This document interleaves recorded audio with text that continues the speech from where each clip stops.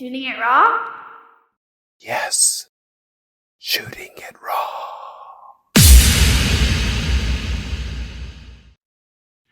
By using a photo or taking a photo, you can take a moment and put it into eternity, or capture. Sometimes you can picture. You can take a picture of image. You can put feeling into it. Sometimes you take a photo just randomly, and afterwards you find out it's you took a picture of something which is to cherish forever.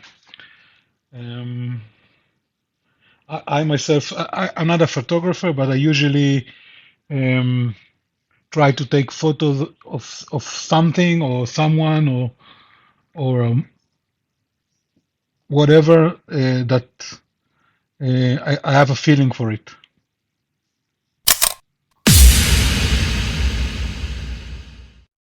Okay, so Asaf Artel. Okay, so Asaf, thank you so much for joining me, for sitting with me on the podcast.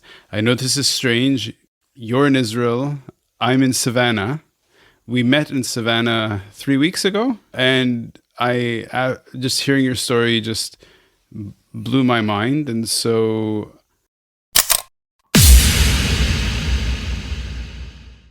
in a weird way, with the internet, with the travel, with the problems and the audio, we started the recording with me in Savannah in America, where we met. And then we separated, and now we're going to continue. We're going to really start the episode recording now, and I'm in Hong Kong. So let's just start with the first photo, okay? Sure. Okay, great. So, of course, thank you so much for joining me. It's a real honor. I really hope we can share your incredible story. That will be great. Thank you for having me. Right now, I am in Israel. It's a very rainy day. It's been raining all weekend, and it's very interesting to see the grass and all the fields are getting greener every day. Everything is getting a renewal, like a winter time. Everything is getting green, but you can still see the black and the fire left behind from Wow. that last 3 months. But life goes on.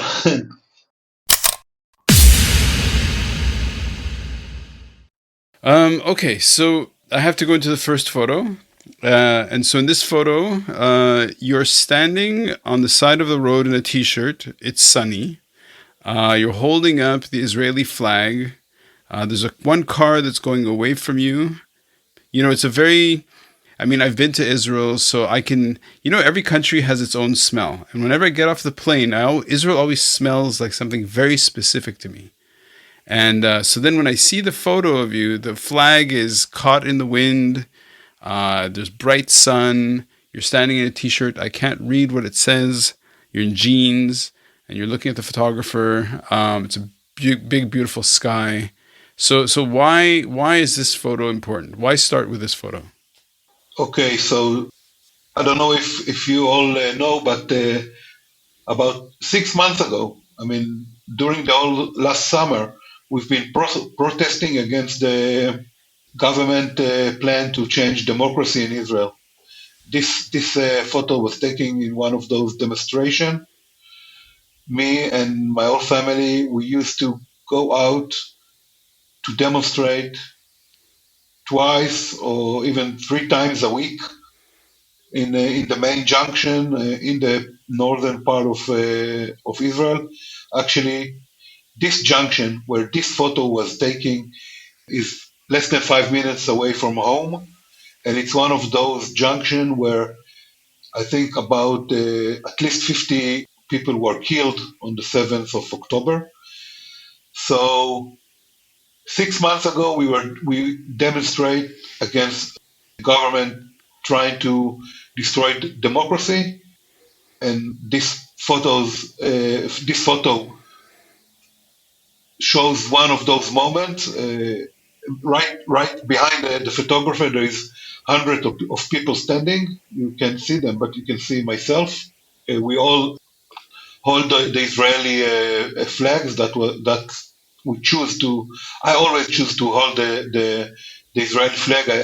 I never hold different kind of flags, just the Israeli flags, because for me it's unite everybody of us, all of us, and that photo was took 6 months ago.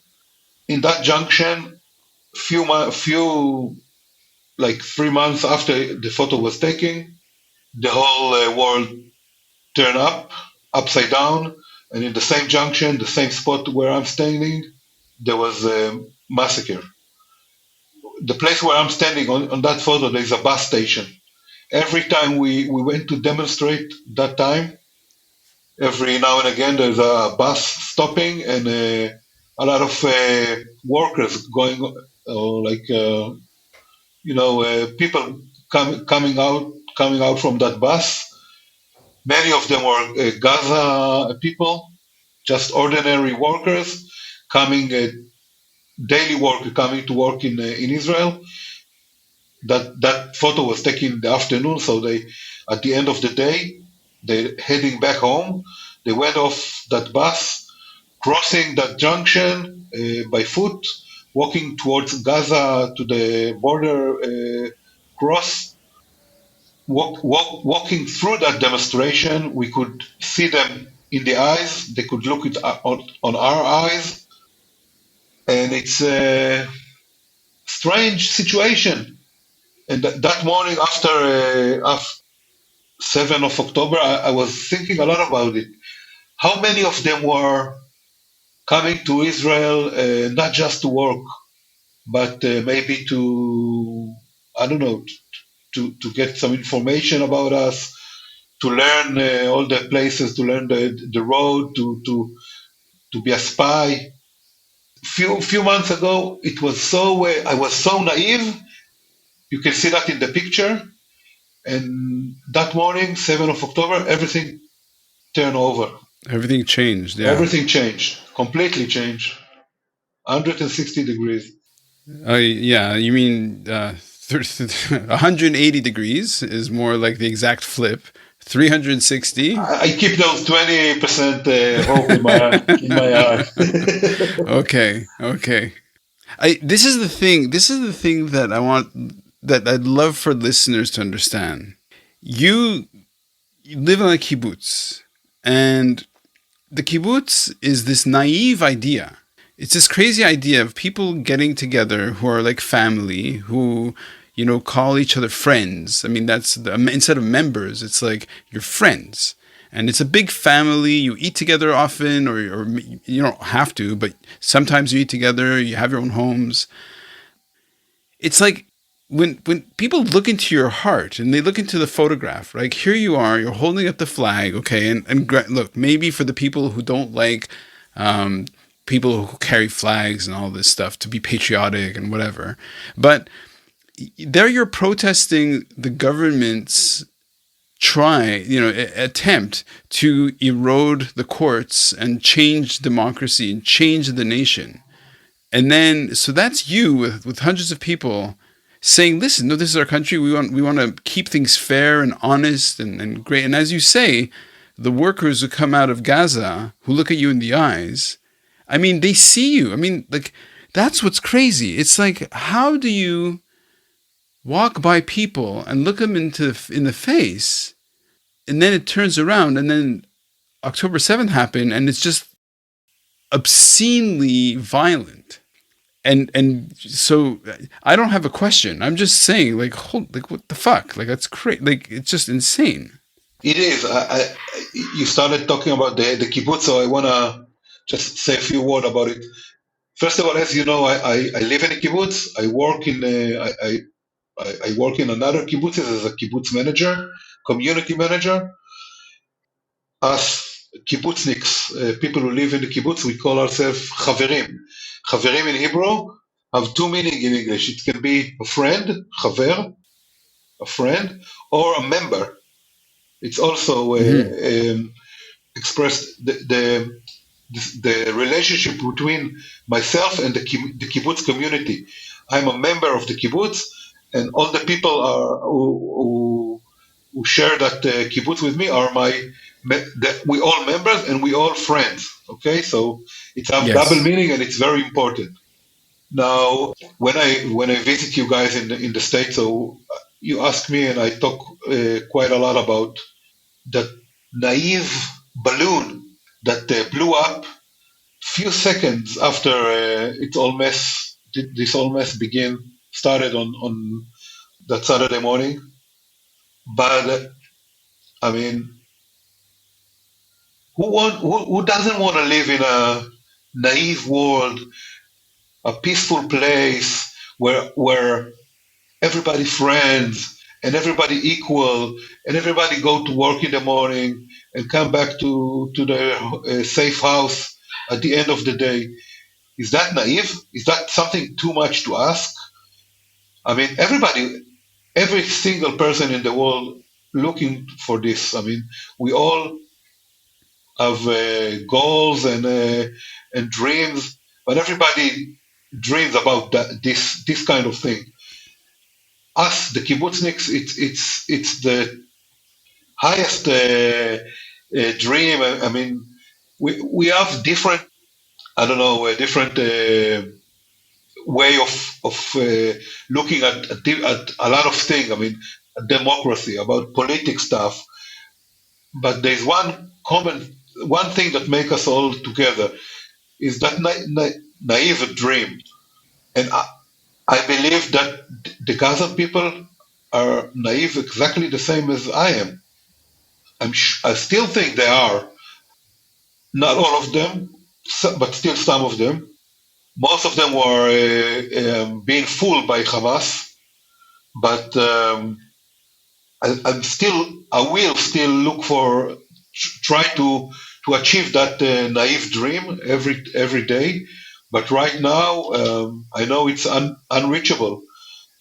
I keep saying it to myself, to my family, to my community. It's not a naive time. We're living in unnaive.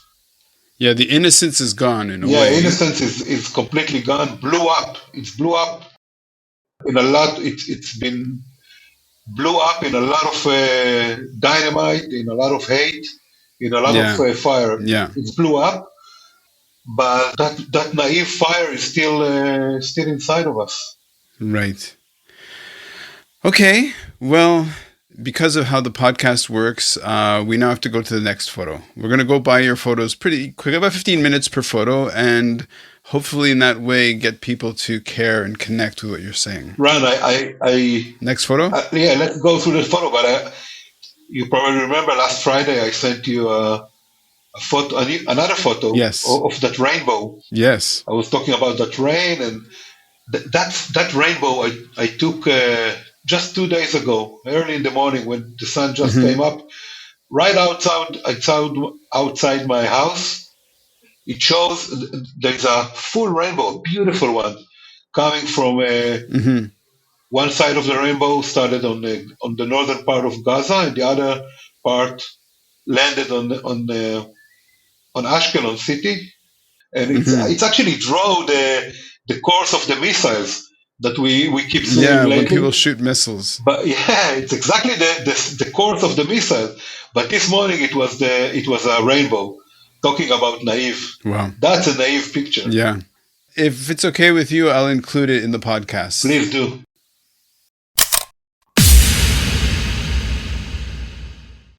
So this image it's like a screen capture from a phone. It says Salvation Army kind of emergency disaster service behind maybe Louisiana, Mississippi division. Yep. I'm trying to read what it says. Yeah. And then that's your handsome face staring at the camera? Yeah, that's me about 7 years ago. I choose that photo because that's explain who MI. So about 7 years ago, I joined a mission of Israel organization from Israel, and we flew to Louisiana, Baton Rouge, Louisiana, to help with the hurricane assistance. Harvey.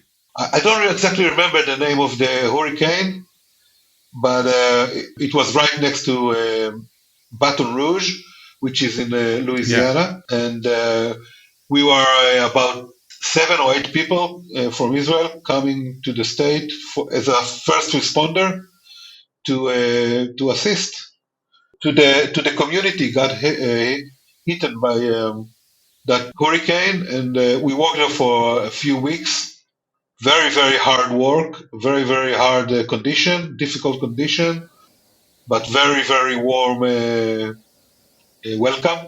Yeah. And that photo was taken one of the days because we as Israeli, we came with Israel. It's one of the Israeli organization, humanitarian organization, and we joined Team Rubicon, which is very big first responding veteran or American organization. And we met a lot of other humanitarian organizations, such as the Red Cross or that car where I'm standing right next to it. So that mission was my first one. I joined Israel just before that hurricane. Since then, I joined another 5 missions, including last year in Florida, Fort Myers hurricane. That's me. Okay.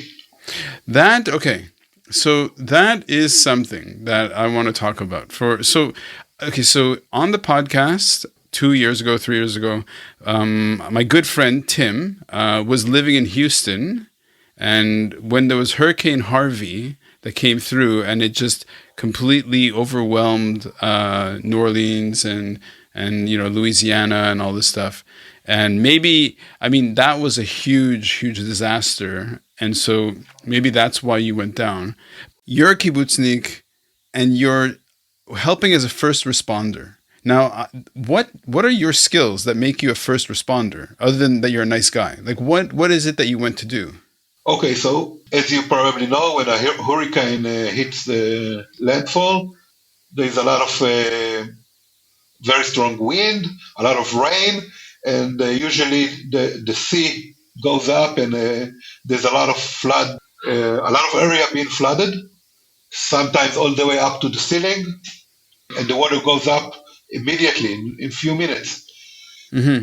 So actually, in a hurricane disaster, you don't see a lot of casualties because you got time to evacuate and to prepare yourself. People get evacuated, but a lot of property getting destroyed, cars, houses, everything get covered by those flooded with mud.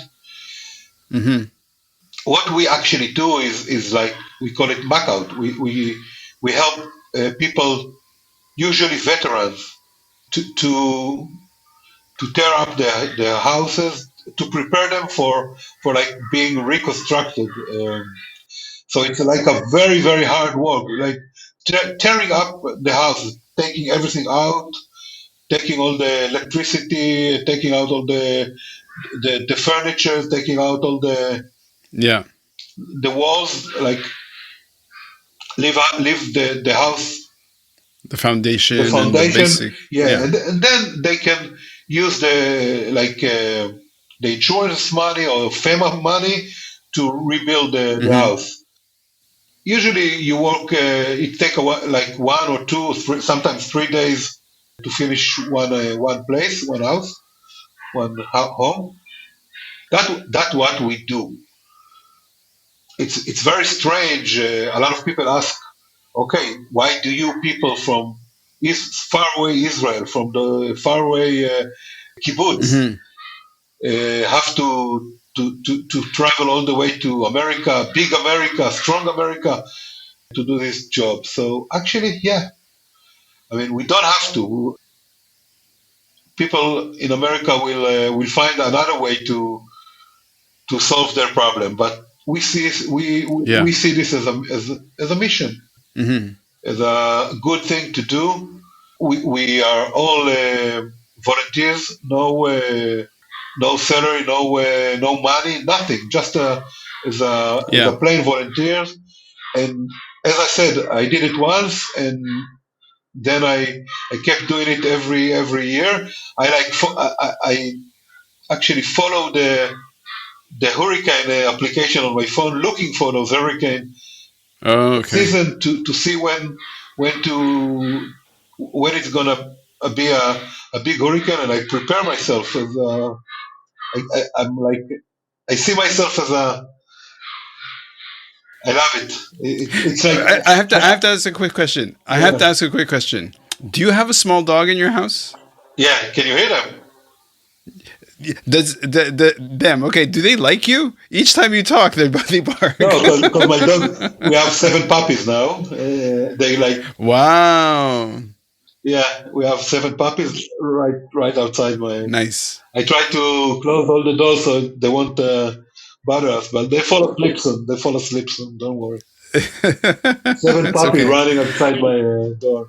Amazing. I have 5 dogs in my house, so I will send you a photo of those puppies. You can put nice, it on the. nice. So listen, this is something that okay. So this idea of helping other people, this idea of coming to, you're volunteering this very difficult work. You're going to, or like, I mean, yes, there's the interest of going to America because Americans are good friends and all this stuff, and people want to look into it. But it's like, look, at the end of the day, you find out there's a disaster, they need emergency services. So you get on a plane and you go and you put in the muscle and the effort to help people. Like, it's about helping people. So what countries have you been in that kind of way? Only America or other countries as well? Only America, Okay. because this kind of mission we can do only in America. Some of my friends, and I still hope maybe one day I will do that too. Went to Haiti, and Israel, that organization, they work in 62 different countries. But this Yep. kind of first responding mission we do only in America for this time. Right. It's, I mean, look, it's kind of like one idea that my head has been crashing against. It's kind of like, okay, world, where are you in terms of what kinds of people get attacked, right? On the 7th of October, people like you who were, you're just living your life. You're fundamentally, what do? When you have a chance, you go help other people who are in a disaster area. For example, I was in Sri Lanka when the tsunami happened, and Israel sent a whole bunch of Israel aid to Sri Lanka to help people with disaster relief, right? Okay, this is the essence or the spirit, I think, of helping humanity and all this stuff, and then this nation, this country, has to deal with these kinds of this kind of terrorism. Yeah, let us try to see the difference between those two kind of disaster. I mean, hurricane, flooding, tsunami, maybe the fire in Philadelphia, in California. They are all nature disaster, made by Yeah, nature, caused by nature, caused by I don't know global force. And we are yeah, talking the 7th of October is a man-made disaster. yeah. It's people. It's people, Yeah, made by people, by those workers. I used to look in the eyes every day on that junction. Do you know what trying to say? I mean, yeah, it's yeah, okay. A disaster is a disaster. The property get destroyed. People get killed. There is a fire. There is a lot of grief, but there is a big difference between disaster caused by nature and a disaster caused by people, which are Bad ideas, really ugly ideas. yeah, and usually they are your neighbors. They're not far away country. They're right behind, outside your door. Right.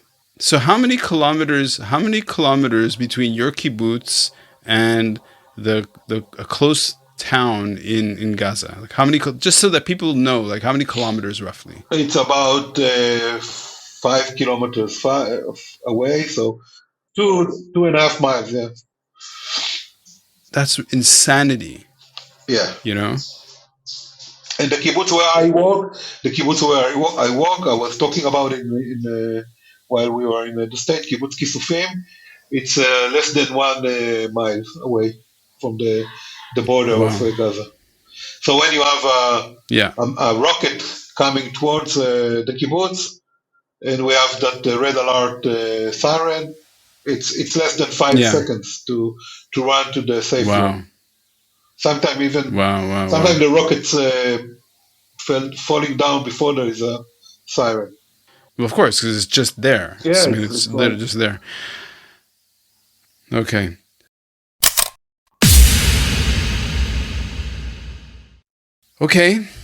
Okay. So this photo has 3 pictures in it, sort of in landscape format. The top. I can't see the photo, so you describe it. I have to describe it. Yeah. So there are three pictures stacked on each other. The top one is there's like texting on the right. It's like screenshot with some texting. The middle one is it's not the same building. It's a different building, but you can see damage, like shooting damage or I don't know what it is, like some kind of explosive.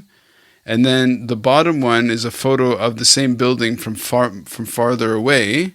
I guess it's photos inside the kibbutz of housing that. So there's a tree. It's like I can't read the text because it's quite small. Let me see if I can enlarge this.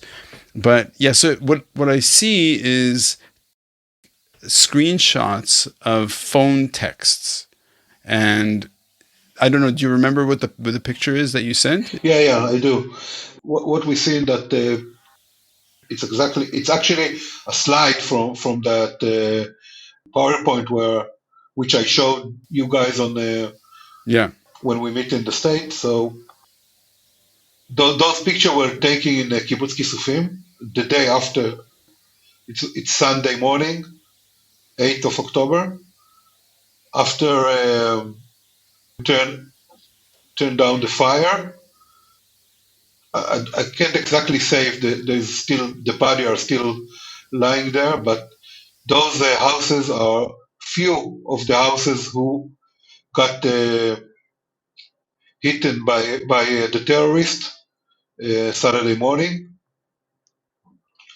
Some of them just been shooting inside. Some of them were completely burned down. There's 29 houses like this in the kibbutz. There's about 110 houses in the kibbutz. So 29 of them is, you can calculate it's a very high percentage damage. And the text, I took those texts from the WhatsApp group of the community. We use WhatsApp as a communication between us. Yeah. Like informal communication way. Of course. Between all the kibbutz members, all the friends of the kibbutz, we have the WhatsApp group, and that WhatsApp group was the main communication way that morning because there was no electricity. Some of the cellular net wouldn't work, but WhatsApp did work. And I took some messages from that morning. So what you can see in those bubbles, the WhatsApp messages, are communication between the community members talking to each other.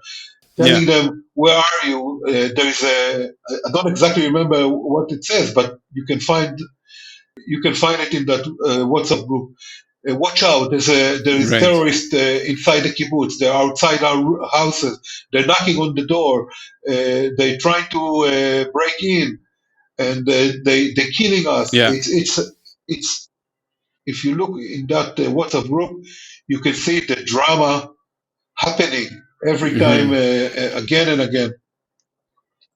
It Hmm. just that WhatsApp communication, it's something that left behind. I mean, it's not like a phone call that when you hang up the phone, it's gone. You can, Gone. Yeah. So yeah, it's still there. it's Yeah. still Yeah. there. You can read it again and again and again, and you can see it happening. You can see, if you look at the time on that WhatsApp group, you can see the time.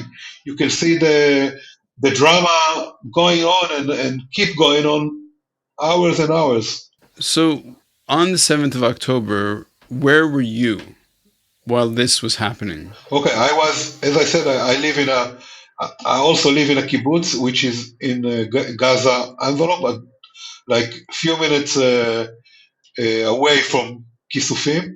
I was at home. I was Hmm. just preparing myself to. It was early in the morning, preparing myself to go out work in the garden, and then it all started. I have a small radio which I can communicate with the army. So I grabbed that radio and my gun, and we went into the safe room. And because I was listening to that radio, I could understand what's going on. I could understand there's a big mess going on. I couldn't understand the Hmm. size of the mess or the depth of that terrible situation, but I could realize there's a mess. So I myself, after a few minutes in the safe room, I went out. I told my family, stay in, don't go out. I have to go. And I grabbed my gun and I went out. And I drove to Kisufim. I had to take a long way. I couldn't drive the shortest road because you can understand it was fighting going on there. And I couldn't get into Kibbutz Kisufim that morning because it was all war zone. I post myself in a gas station which is like 10 kilometers, 3 miles away from the kibbutz, and in that point, it was a kind of gathering point where when we started to evacuate the people from the kibbutz, they arrived to that point with the armed vehicle, and from that point, we put them on the buses and we send them away to the hotel in the Dead Sea. And I was standing there with the list of the people and Hmm. hours by hours waiting for the people to evacuate and marking the names. And I could see on the list Hmm. who is alive and who is still missing.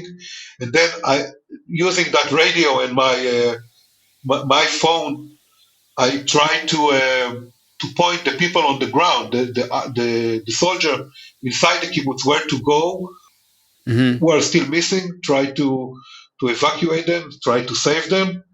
And as time goes by, it's like it was it was nighttime, so it's like almost 24 hours later.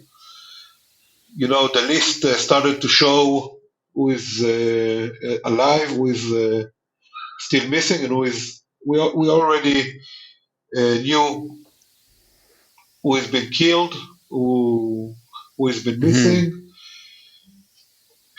And only after it took me another few hours on that spot, and then I went. I took my car and I went down to that hotel in the Dead Sea, Hmm. like to meet up with all the community and try to gather them together, make sure everybody who arrived there are safe, and try to start, you know, do my thing, and we're still there. It's 3 months, 100 Yeah. days passed, and we are still on that hotel. Right now, you're in that hotel still. Yeah, I must. Right now, I'm not there, but I will join them later this day. Okay. One of the things that because I've been to Israel, and I live in Hong Kong now, and Hong Kong is basically has the same population as Israel, so 7.5 million, so maybe a little bit less, but much smaller territory. But what I try, like what's very real to me, is that we're all connected. You know what I mean? Like it's so personal. It's not like this thing, like these people are super far away, right? So for example, like I think right now there's like 130 people who are kidnapped, who are still missing. I don't remember the specific number. 129. Yeah. 129. Okay. So in terms of how far away, so I'm talking to you. That's it. Like it's us. And then me to you in terms of human connections, like, do you know somebody directly who was kidnapped, or do you know somebody who knows somebody? Like, just to make it people understand, like how close that feeling is. Like, how close is that? Okay. So as I told you, I live in right next to Gaza in that area we call Gaza envelope. I work here as Mm-hmm. a community manager for the last 20 years in almost all the communities, all the kibbutzes. So I know hundreds. Yeah, you must know all of I know them. them Yes. personally. Some, just for example, one of the people that got killed in kibbutz Nirov, he was my secretary when I was the manager of that kibbutz. The other two kids are still hijacked in Gaza.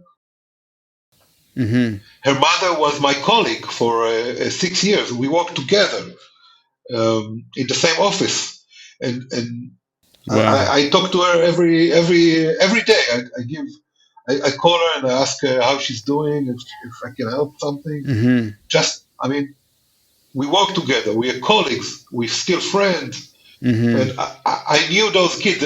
One of them is 7 years old. I knew him when he was 1 year old, and she used to come Mm-hmm. to the office holding with the the baby trailer Yeah. with that baby. Mm-hmm. I mean, I know hundreds of them Yeah. personally because I was their friend, neighbors.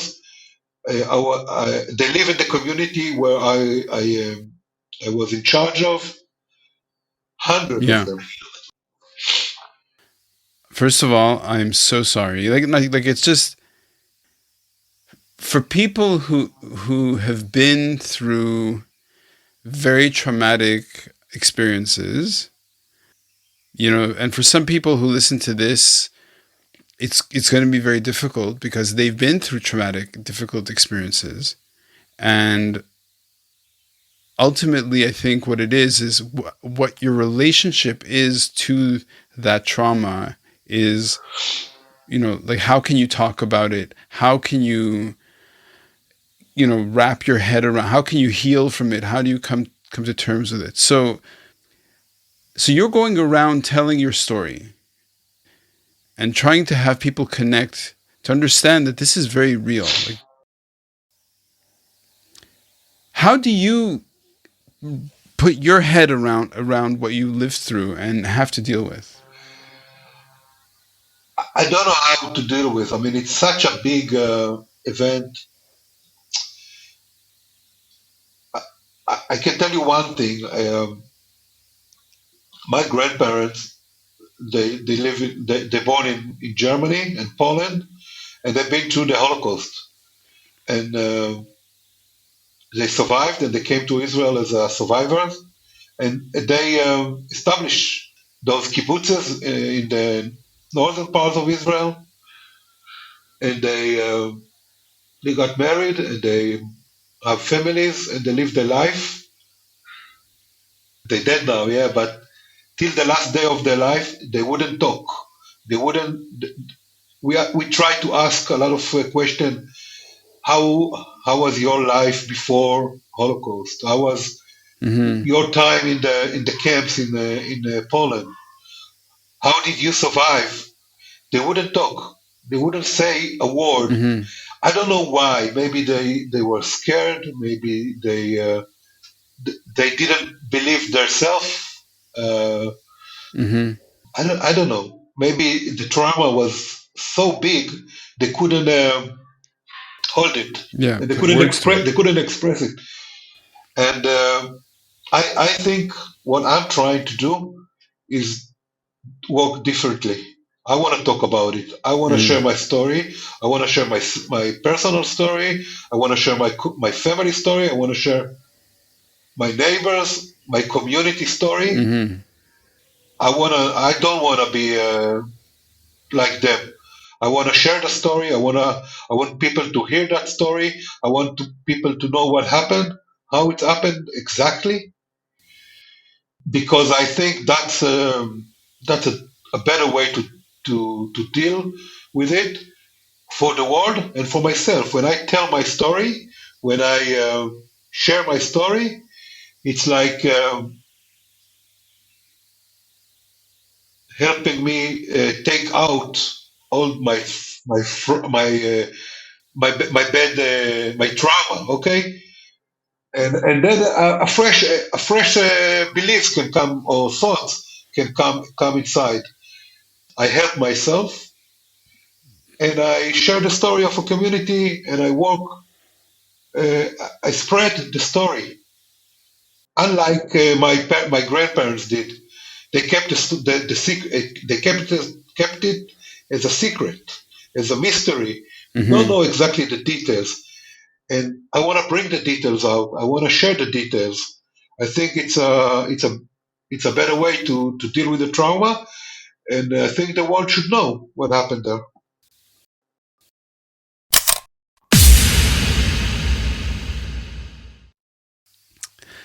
Oh fuck. Okay. Well, so this image, I guess it's from the PowerPoint, and this time it's got 4 photos. And look, I mean, the top image is a kibbutz building that's been shot. It's filled with bullet holes, and there's again another screen capture of conversation, I guess, from the WhatsApp group. The photo underneath is one of those like a gray croc sandal on this sort of the classic Israeli tiles, but there's so much blood, and it's been there for a while because it's red, but it's going to brown to black. It's a lot of blood. Beneath that photo is a house that's been burned, surrounded by other houses that seem to be burned. And then beneath that is another one of, I guess, the kibbutz houses that have been severely damaged from all of this. So these are photos that you gathered, or is this photos that were in the WhatsApp group? Like, We didn't share those photos in the WhatsApp group, but we did gather it for that PowerPoint. yeah, Actually, some of the families of the casualties ask us not to share those pictures. I yeah, mean, you can imagine there is even worse pictures, but I of choose course. those pictures because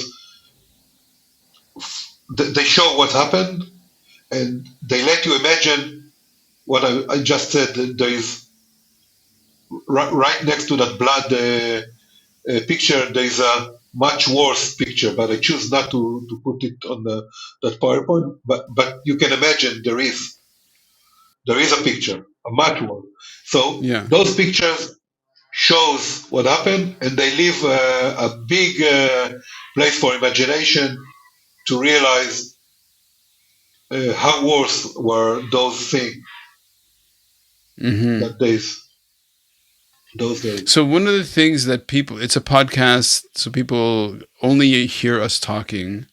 And they don't like, so one of the things that they don't see is like, I'm looking at your face, and I know this is very difficult, and I feel, as you know, of course I feel terrible, because it's like I'm opening up a wound that I hope, I mean, I don't know if it helps, hard to tell.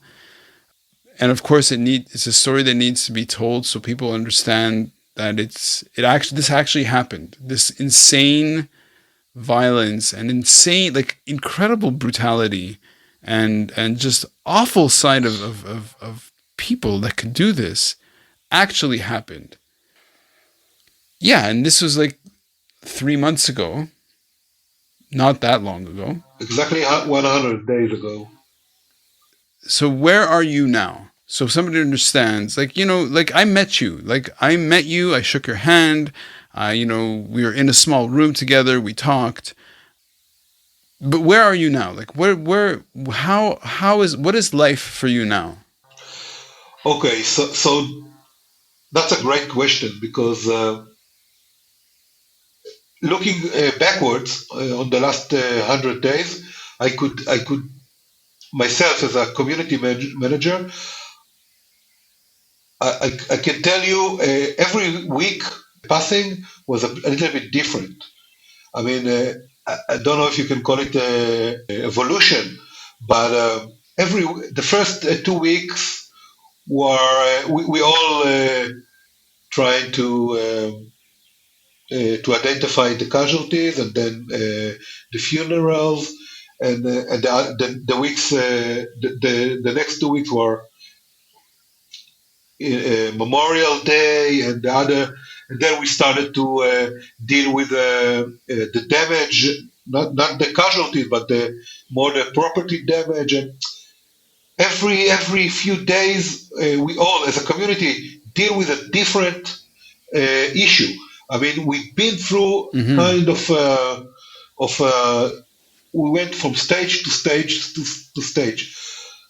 So I can tell you the last 2.5 months were we were all stuck in that hotel, in those small hotel room in the lobby, but in hotel. And then after 2.5 months, we start dealing with okay, where are we going from here? We realized staying in a hotel is not good for us. It's a very it's far away.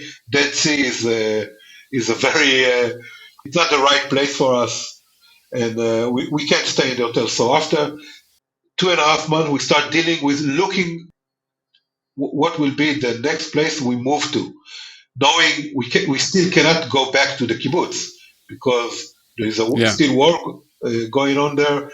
There is, I told you, there's 29 ruined houses. We have to fix them. We have to fix all the structure, all the kibbutz, and so it will take a few months until we will be able to go back there, and we have to find a temporary place to stay. So right now, after 100 days, we know we found that place. It's a small place right next to Beersheba, also in the southern part of Israel. It's quite far away from Gaza. We started to prepare that place. It will take another 2 months when we'll finish, but until we finish. But I think around March or the beginning of April, we'll be able to move there as a community. Oh, wow. Knowing that not all of the people of the community, all the members of the community will choose to move there, but I think 75 or 80% of the community will move into that temporary place, and the other some will stay in the hotel, some will move to other places in Israel. I hope some of the people will choose to go back straight to the kibbutz, because in 2 or 3 months time it will be better time to go back to the kibbutz. Okay, so the world is a very strange place. Life is so freaking crazy. Okay, I was born in Israel. My parents moved to Montreal.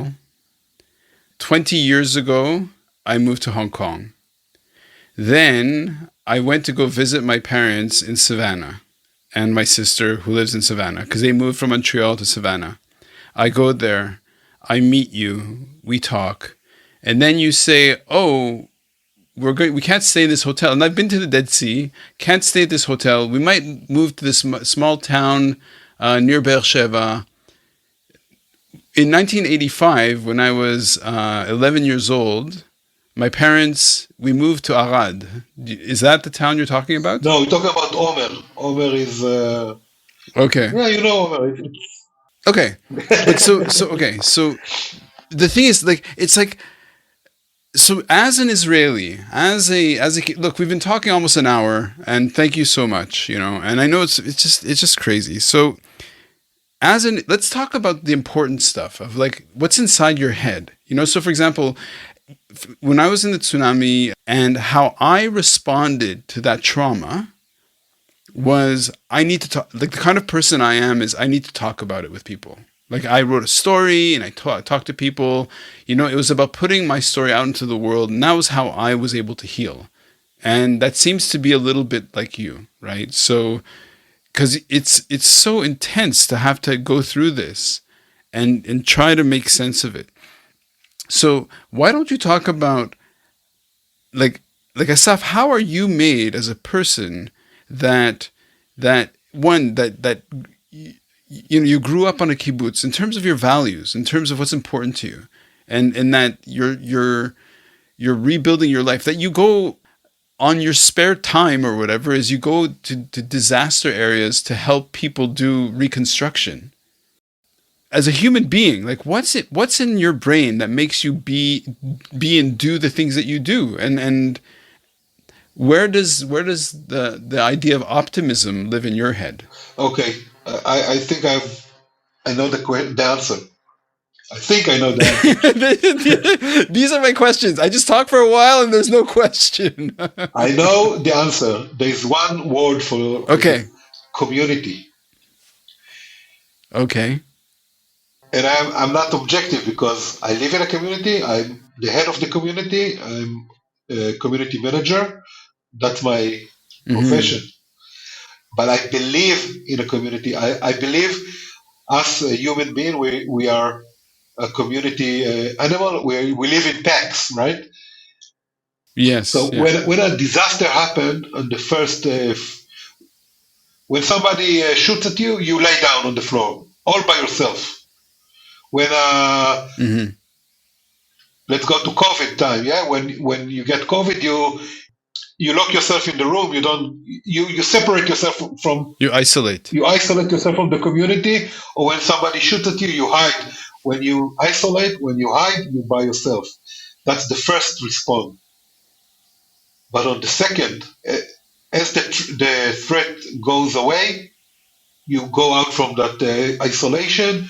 You stand up from that hiding place, and what do? You look for your neighbors, you look for your community, you look for your pack, you look for your community. And we live in a community, we give power to the community, and we get power from the community. So myself, as a kibbutznik, as a person who were born in a kibbutz, in a community, and choose to live in a community and raise my kids in a community, and as a community manager, I believe in community. I believe in that thing that's the best way to deal with an unordinary situation. Because in our ordinary life, we don't need that community. We don't need the community to go to the bank. We don't need the community to go to the supermarket. We don't need the community to go to school. I don't know, to go to work. But at the end of the day, when we close our eyes or when we lay down, it's better to know you are part of something, part of a group, part of equal community, and you're part of a group that share the same idea as you. And that's something that gives us power to deal with this unordinary situation right after the first responding to save you save your life, and right after you look for that community. So what I believe is, as a community manager and a part of community, I look and I will do everything that empower community and keep community Got it. together. And I know I know I want it won't be 100% success, but 85 is enough. 85% is enough. As a community manager, if I can keep my community together, it will make her stronger and will help the part of the community to deal with the situation and to heal up afterwards. Okay. Well, Asaf, I knew it was going to be really heavy. I knew it was very important to share. Thank you so much, man. Thank you so much for sharing, and I will definitely try to share this as much as I can with the world, because yeah, it's just crazy. And so I see it on your face that it's such an intense trauma to live through, and I really appreciate you talking about it. Thank you so much. So I want to thank you too. I mean, it was great meeting you over there. When you approached me afterwards and you talked to me, and then when we spoke on the phone, it was very touching. And thank you, Ran, for this. Of course. Thank you for having me on that podcast. If somebody will watch this podcast and would like to hear the story or go into detail, so please feel welcome. As I said, we will not happy, but we would like to other people give us the chance to come over and share our story. Yes. Asaf, thank you. Have a really good evening, and listen, good health to everyone in your family and the whole kibbutz and the whole country. Thank you so much. Yalla, bye. Keep in touch. Yalla, bye. Shooting it raw? Yes. Shooting it raw.